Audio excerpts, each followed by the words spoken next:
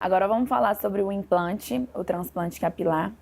Começar, tem diferença implante e transplante? O transplante é fio do próprio nosso mesmo, né? Que a gente tinha lugar. O implante, né, era fios sintéticos, mas aí causava, podia reações, às vezes inflamava, aí o paciente. Então tem essa diferença. Tem uns Não falam que não, sabia. mas assim, se a gente for bem ao pé da letra, o implante é fio sintético e o transplante é o fio do próprio organismo.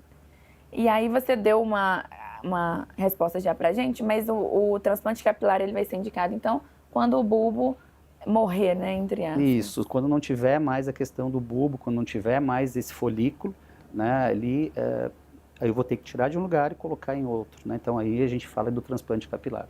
Eu vi recentemente uma blogueira falando no Instagram, ela estava dando um relato dela e contando que ela tinha... É tricomania?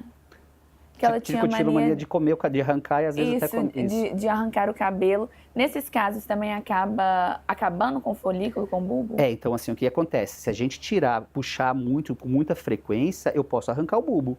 E aí também vai ter que fazer transplante, né? Alguns penteados, né? Então, os próprios mega, que em alguns casos que fazem essa tração, pode arrancar o bulbo e aí eu vou ter que fazer transplante também. Ela deu um relato falando isso, que ela sofreu muito e que o cabelo ia ficando muito ralinho com essa mania mesmo, que ela não conseguia puxar, mudar isso. E aí eu fiquei com essa dúvida realmente se matava o bulbo e seria um tratamento mais difícil de reverter, né? Sim. Homens ainda são maioria ou as mulheres também estão buscando?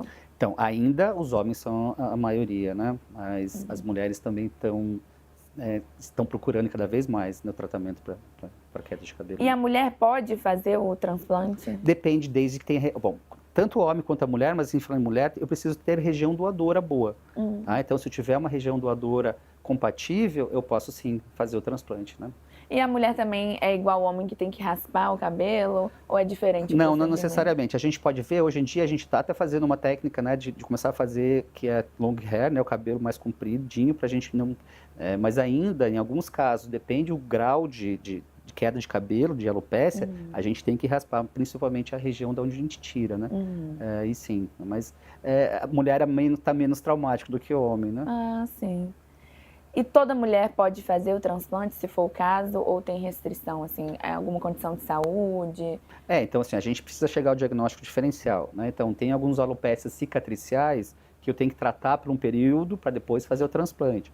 Né? Já se for alopecia androgenética, que é essa que eu falei que tem a ver com a questão do pai, da mãe, ou, né, ou familiar, que tem a questão hormonal, eu preciso ter região doadora. Claro que aí eu peço exames. Então assim, o importante é chegar ao diagnóstico correto, e aí fazer a indicação, mas a gente faz um screening, né, para fazer alguns exames laboratoriais, um eletrocardiograma, ou seja, se tiver tudo de saúde, né, e tiver região doadora, né, dá para fazer o transplante, sim. Então, basicamente, o paciente vai chegar no seu consultório, aí vai ver o pedido dos exames para checar se está tudo bem com a saúde, aí depois parte para o plano de tratamento. Sim, isso.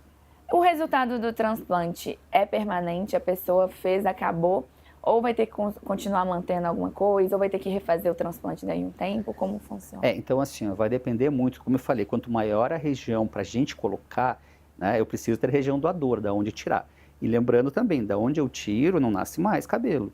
Tá? Por quê? Porque eu estou trocando, digamos assim, trocando um bulbo de um lugar para o outro. Então ali vai ficar, eu não posso deixar cicatriz, não posso também retirar demais, deixar a cicatriz exposta na região doadora do paciente. Não sabia. Então isso é importante. E muitos pacientes não sabem. Não sabia. Então a densidade do fio vai depender, né? O que é densidade? Eu colocar um pertinho do outro vai depender da quantidade de onde eu tenho que tirar. Geralmente, fiz o transplante, não cai mais o fio transplantado, mas o restante ao redor pode cair. Por isso que eu falo. Fez o transplante capilar, tem que cuidar para o resto da vida. Isso não tem como fugir. E se não pode, e em alguns casos, depende, eu deixo uma região doadora ainda ali íntegra, para ver talvez necessidade de um outro transplante, né? Mas isso depende de cada caso. E a cirurgia é muito longa? Depende, né, do tamanho, mas vai de 6, 8 horas, mais ou menos. É um procedimento muito tranquilo. Sim. Só que ele é minucioso. Imagina eu ter que tirar ali 5.000 folículos, depois eu tenho que fazer 5.000 furinhos e colocar os 5.000 furinhos. Né? É delicadíssimo. Então, é muito delicadinho, né? Então é bem... A próxima pergunta você já respondeu também, que é se existe o risco de perder os fios transplantados. Se esse paciente ele tiver essa alopécia onde ele vai perdendo mesmo, pode ser que ele perca em outras regiões, né? Não Sabe o que acontece também? Tem muitas questões que o uso indiscriminado de algumas medicações, né? Principalmente em relação ao hormônio masculino, a testosterona. Então, tem pacientes que fazem uma reposição, né, de testosterona e isso pode aumentar a queda, né? Por quê? Porque está relacionado com a testosterona. Na verdade, é uma porção dela que a gente chama de DHT. A DHT é a grande vilã, então a gente precisa controlar, tanto que eu controlo depois os pacientes, essa DHT não pode estar muito elevada, senão a queda de cabelo pode progredir. E inclusive, na minha experiência, alguns fios que foram transplantados caem também. Olha. Tá? Não é tão comum, Sim. né, mas pode